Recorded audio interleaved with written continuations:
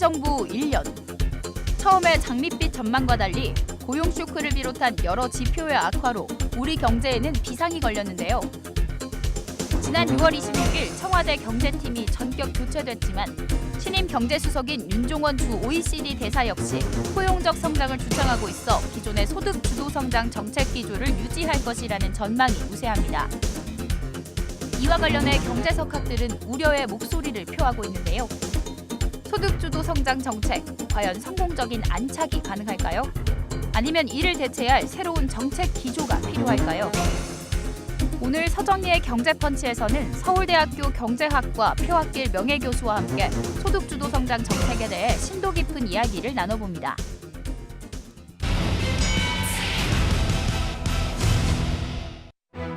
안녕하세요. 서정희 경제펀치 서정희입니다.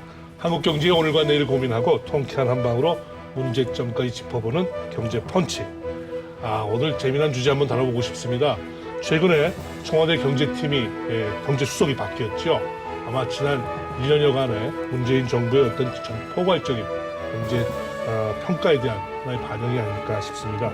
그래서 기존 정책들을 평가해보고 앞으로 전망해보는 그런 큰 얘기를 한번 나눠보고 싶습니다. 오늘 우리 경제학계 큰 어른 중에 한 분이신 서울대학교 경제학과 표학길 명예교수님 모시고 한번 말씀 나눠보겠습니다. 감사합니다. 반갑습니다. 하여튼 이 정부 들어서 어떻게 보면 경제 정책을 다루는 사람을 처음 한번 교체가 됐습니다. 네. 뭐 잘해서 교체한 건 아니겠죠. 당연히 문제가 있으니까 바꿨겠죠. 어떻게 보십니까? 대통령께서도 이제 그 경제 정책이 소기의 성과를 가져오지 못하고 있다는 또 문제점을 갖고 있다는 걸 인지는 하신 것 같습니다. 네. 다만 그 경제 수석의 역할도 극히 제한적인 것이기 때문에 소폭 개각도 아니고 경제 수석 중심으로 한두 사람 교체를 해가지고는 시장에 주는 신호가 그렇게 강렬하지는 않다고 생각합니다. 그러나 뭐 교체가 전혀 없었던 것보다는 나은 신호를 주지 않을까 그렇게 생각을 합니다. 네. 그 말씀은 뒤집어서 얘기하면 지금 그 정도의 소폭의 어떤 교체 갖고는 안 되고 좀 전면적인 개편이 필요하다 뭐 이런 말씀처럼 들립니다. 네, 당연합니다. 네. 그건 좀 이따 차차로 듣기로 하고요. 아무튼 이번에 경제수석이 교체가 됐지만 당초 말이 좀 오가던 뭐 부총리나 청와대 정책실장 이 둘의 이제 뭐 관계를 보더라도 뭔가 큰 개편이 있을 수도 있다 뭐 이런 얘기들이 좀 있었는데 그렇게 가지는 않았습니다. 우리 교수님 어떻게 보십니까? 우리 그 이후에 앞으로의 정책 방향이 이런 구도라면 크게 바뀌지는 않을 것 같지 않습니까? 네. 근데 우리 교수님 입장에서는 완전히 뜯어 고쳐야 된다고 좀 보시는 겁니까? 저는 그렇게 보고 있습니다. 네. 아마 연말 전에 상당한 개각 요인이 쌓이지 않을까 그런 생각을 합니다. 그 이유는 지금 우리 한국 경제를 둘러싸고 있는 대내외 경제 그 추세가 너무나 한국 경제에 여러 가지로 불리하게 지금 작동을 하고 있기 때문에 그것은 어떤 우리나라 스스로가 어떤 정책을 입안해 가지고 제대로 추진해도 되지 않을 판인데 그 정책이 지금 추진되어 온 것 자체가 세계 경제의 진전 과정 혹은 발전 과정에 대해서 너무나 상충하는 방향으로 진행이 되어 왔기 때문에 결국 그것이 다 반영이 되지 않을까. 저는 조금 하반기 경제 전망에 대해서 다른 분들보다도 조금 더 비관적으로 보는 입장입니다만. 그러면은 지금 이제 뭐 이 소득주도 성장이라든지 문재인 정부의 경제 정책 전반이 큰 방향에서 꼭 틀렸다고 할 수는 없는데 뭔가 이게 이 집행 과정에서 뭔가 잘 안 되고 있다. 이렇게 보시는 분들이 좀 있고요. 야, 이거 방향부터 근본적으로 틀렸어. 이거 다 뜯어 고쳐야 돼. 이런데 우리 교수님은 약간 저는 후자 쪽입니다. 그러니까 이 소득주도 성장이라는 뭐 경제 이론으로는 비주류 후기 케인지안 이론이라고 볼 수 있고 이론 자체가 잘못된 건 아니고요. 아닙니까? 다만 그런 이론을 채택할 수도 있고 그런 이론을 표방할 수도 있는데 거기에 한 두 가지 정도의 전제 조건이 있습니다. 우선 그 그러한 소득주도 성장 이론이 적용될 수 있는 어떤 토양, 경제적인 구조가 네네. 결국은 내수 중심의 굉장히 큰 시장 규모를 가지고 있는 미국이나 일본, 인도나 뭐 중국이나 이런 나라들이 적용할 수가 있는 그런 정책이다. 또 그 시점이 경제 대공황을 맞이해서 민간 부문에서 도저히 어떤 투자의 그 가능성이 없기 때문에 그것을 민간 부문에 대한 자극을 주기 위해서 공공 부문의 일자리 창출이라든가 그런 것이 필요한. 네. 그러니까 1930년대 미국의 뉴딜 정책과 같은 것이죠. 그래서 그런 것을 볼 때 우리의 그 경제 구조나 또 한 가지 그 시점이 네. 소득주도 성장 정책을 적용할 수 있는 토양이나 또는 시점이 안 되고 있었다는 것이죠. 네.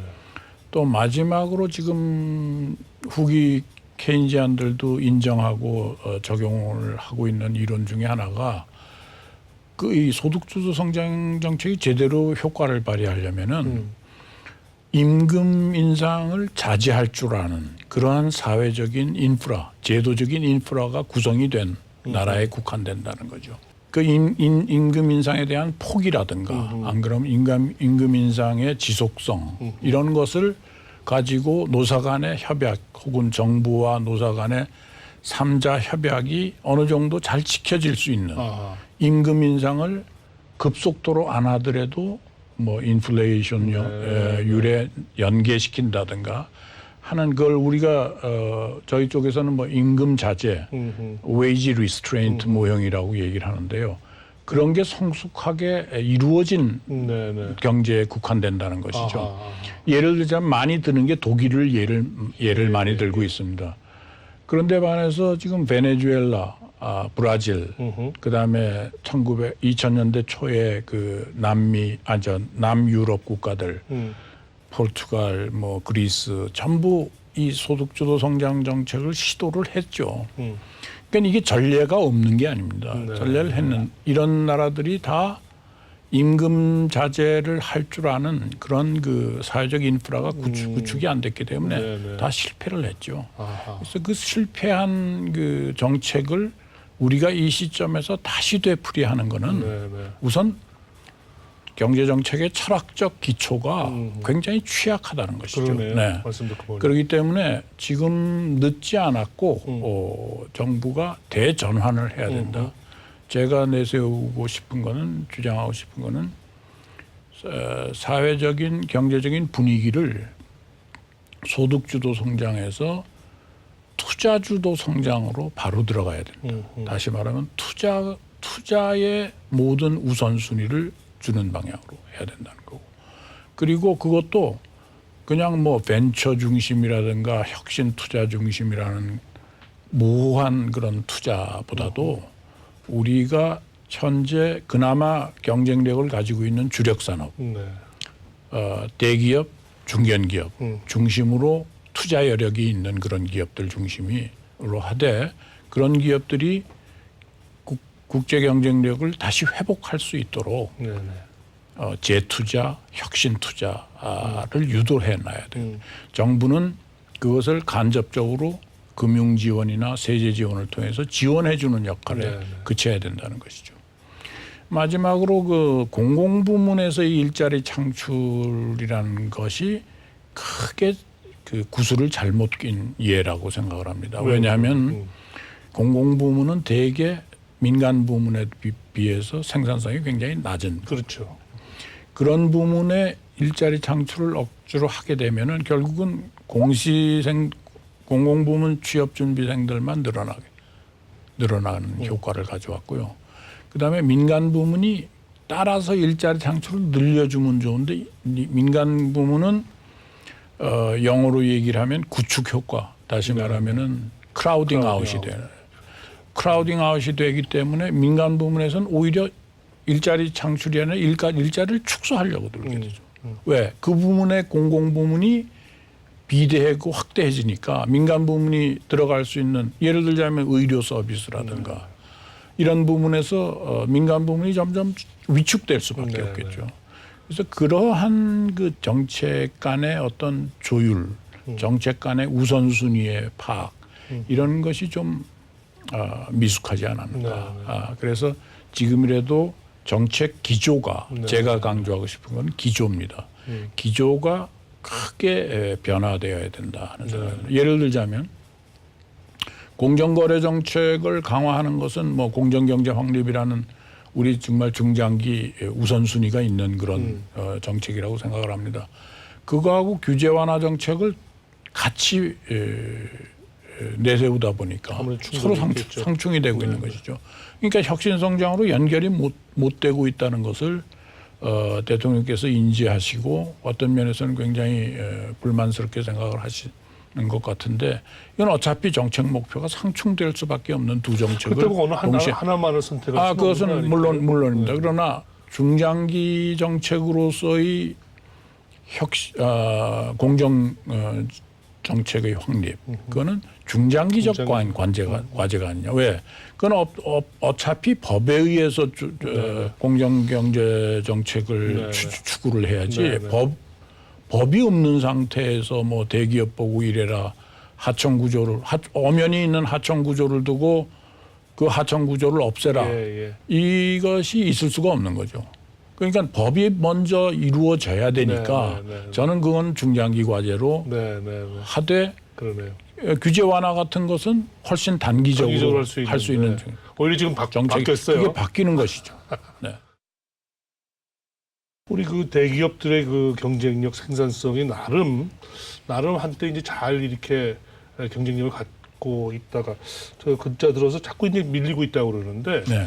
우리 기업의 생산성이 이렇게까지 이제 밀리는 걸 어떻게 측정해 볼 수 있나? 이거 뭐 임금 인상이 빨랐다는 얘기인가요? 어떻게 됩니까? 지금 적어도 실질 임금 상승률이 노동 생산성이나 총요소 생산성 증가율을 훨씬 증가한 겁니다. 그래서 제가 여러 군데 발표한 논문이나 그런 데에서도 지적을 했습니다마는 우리는 이미 소득주도 성장을 경험을 했어요. 지난 10년 동안. 그러니까 그 얘기는 우리가 이미 노동 생산성이나 총요소 생산성을 능가하는 정도의 실질 임금 상승을 주도해온 경제로 되어 있습니다. 적어도 지표상으로는. 그렇기 때문에 소득 주도 성장을 일찍 경험을 했는데도 생산성이 계속 하락되고 있는 것이죠. 네.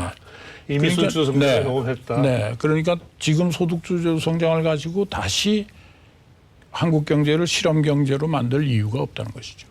또 국제적인 사례도 베네수엘라나 브라질이나 이런 국가들의 사례를 보면은 전형적인 그 임금 주도 성장, 소득 주도 성장이 제일 먼저 나타나는 부분이 공공부문의 확장입니다. 왜? 공공부문의 노조, 공공부문의 확장을 통해서 선거에서 이긴 정부이기 때문이죠. 그렇죠. 네. 그렇기 때문에 거기에 어떤 면에서는 보상을 해줘야 되는 것이죠. 그래서 결국은 공공부문이 확장되는 나라치고 경제성장에 기여한 적이 거의 없죠. 네, 시장 경제의 틀 내에서 우리가 경제 발전을 도모한다면은 결국은 공공부문의 역할은 최소화해야 되겠죠. 네.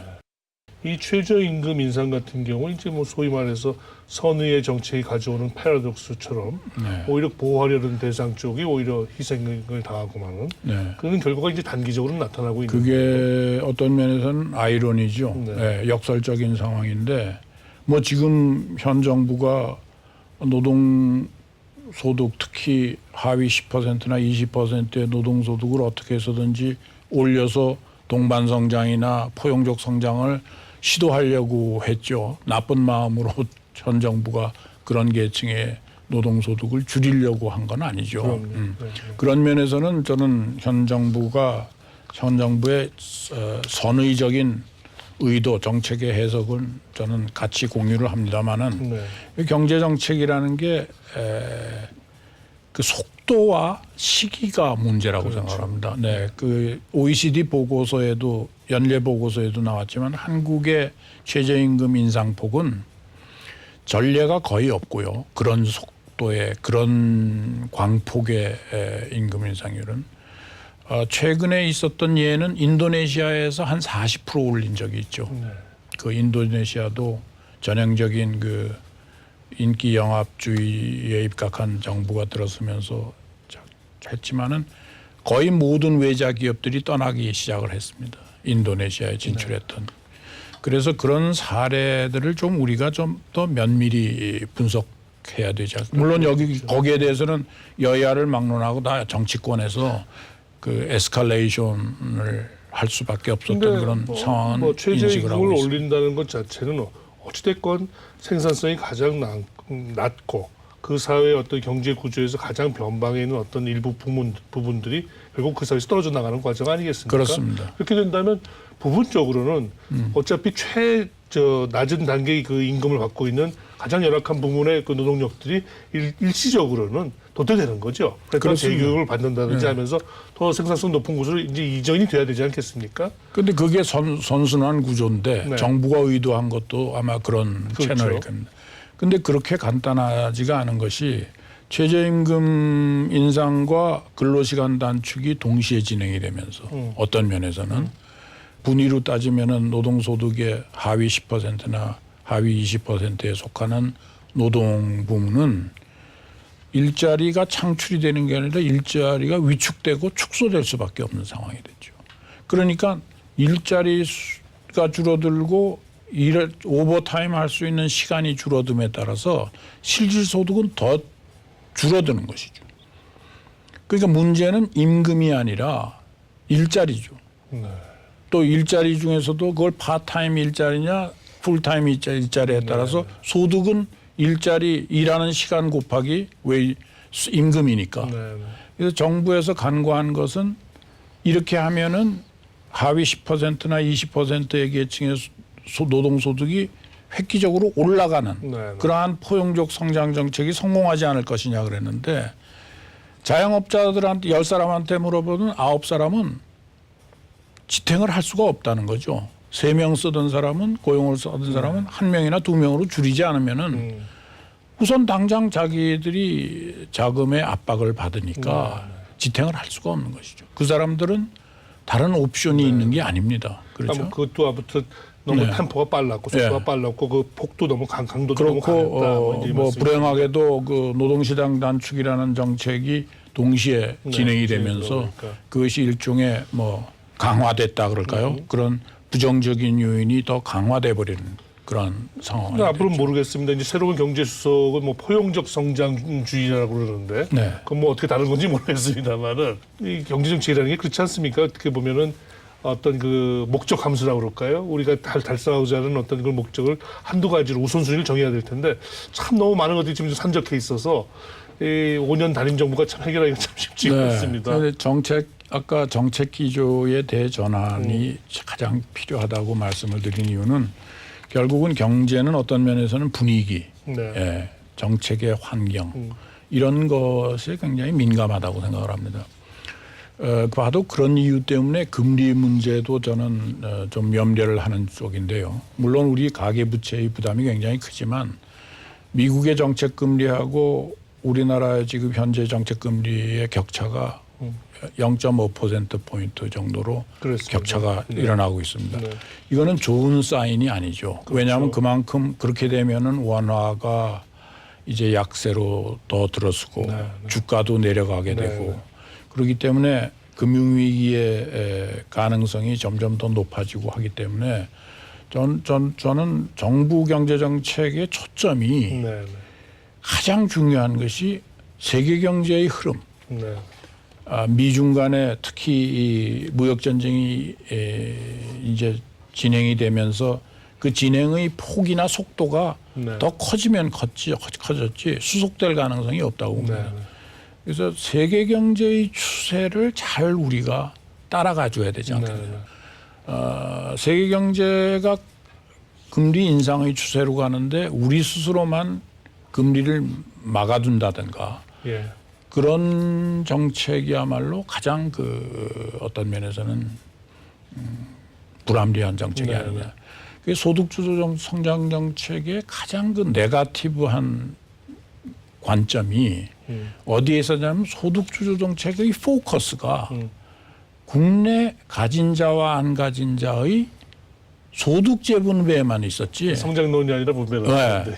거기에만 있었지 소득의 원천을 어떻게 네, 창출하느냐에 천착을 하지 네, 못한 정책이기 때문에 네. 다른 건 아니고요. 그 철학적 배경이 틀렸다는 게 아니라 따라서 우리가 그러니까 소득주도 성장 정책을 기치로 가지고 오면서 국내 경제 정책에 국내 경제 정책, 국내 이해 당사자 간의 소득 재분배가 더 많은 네. 이슈가 되고 외국에서 국제 경쟁력을 커버해서 우리가 벌어들여야 되는 소득의 원천을 창출하는 네. 그런 정책의 오리엔테이션, 정책의 어떤 경향이라고 네, 볼 수 네, 있겠죠. 그 네. 경향이 너무 대내지향적으로 대외지향을 무시하고 네, 네. 네, 그거는 좋은 방향이 아니지 않느냐. 네, 그래서 우리가 그렇게 정책의 어떤 기조를 네, 네.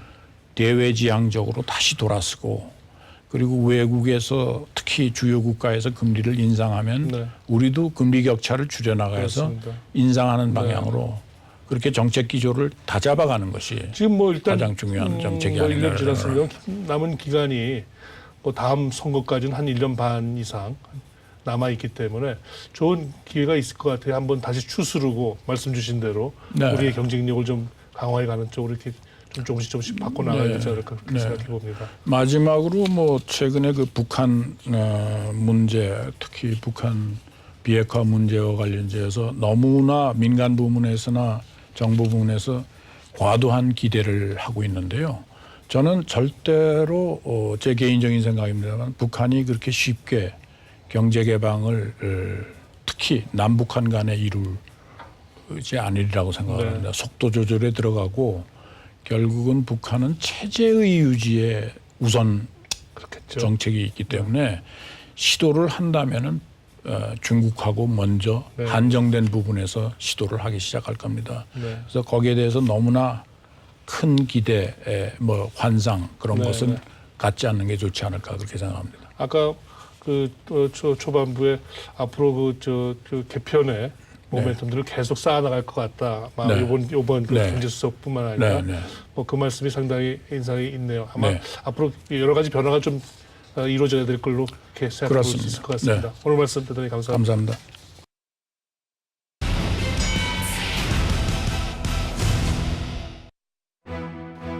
정책마다 다 나름대로 지향하는 목표가 있겠죠. 하지만 우리 한국 경제 항상 그래 자신 있었던 게 있지 않습니까?